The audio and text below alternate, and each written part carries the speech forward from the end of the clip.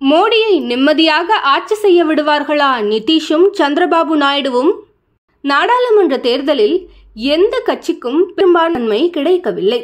350 தொகுதிக்கு மேல் வென்று தனிப்பெரும்பான்மையுடன் ஆட்சி அமைப்போம் என்று சூளுரைத்த பாஜகவிற்கு 240 இடங்கள் மட்டுமே கிடைத்தன. ஆட்சி அமைக்க 272 எம்பிக்கள் தேவை என்ற நிலையில் கூட்டணி கட்சிகளின் தயவுடனேயே ஆட்சியை அமைக்க வேண்டிய நிர்பந்தத்திற்கு பாஜக ஆளாகியுள்ளது. வருகின்ற 9ஆம் தேதி பிரதமராக நரேந்திர மோடி மீண்டும் பதவியேற்பார் என்று அறிவிக்கப்பட்டுள்ளது.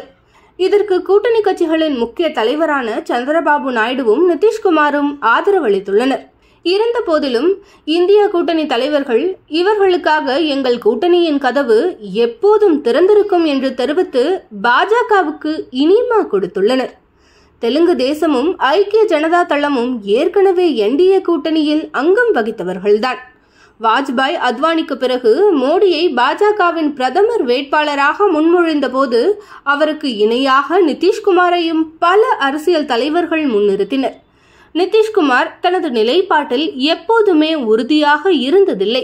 இதற்கு சான்று தற்போது இந்தியா கூட்டணியை தொடங்கிய முக்கிய தலைவர்களில் ஒருவர் நிதிஷ்குமாரும் தான்.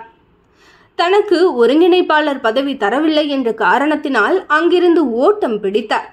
மாநிலத்தில் தனது பரம எதிரியான லாலு பிரசாத் கட்சியுடன் பிஜேபிக்கு எதிராக கூட்டணி அமைத்து ஆட்சி அமைத்தார்.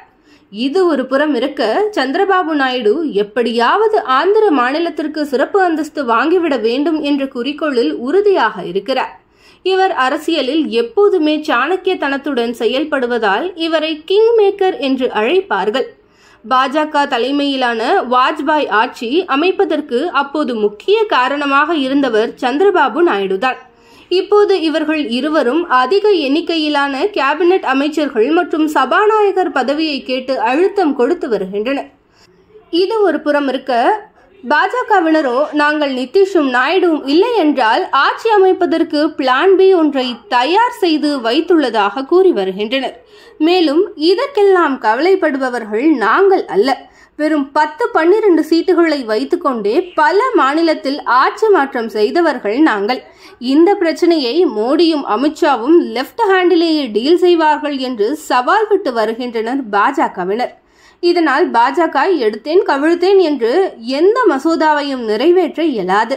முக்கியமான முடிவுகளை எடுக்கும்போது நிதிஷ்குமார் மற்றும் சந்திரபாபு நாயுடு ஆகியோருடன் ஆலோசித்த பின்னரே எடுக்க வேண்டிய நிர்பந்தத்திற்கு ஆளாகியுள்ளது பாஜக. எது எப்படியோ மக்கள் கொடுத்த இந்த தீர்ப்பு பாஜகவுக்கு பாதகமாக இருந்தாலும் நாட்டு மக்களுக்கு நல்லது என்று அரசியல் வல்லுநர்கள் தெரிவித்து வருகின்றனர்.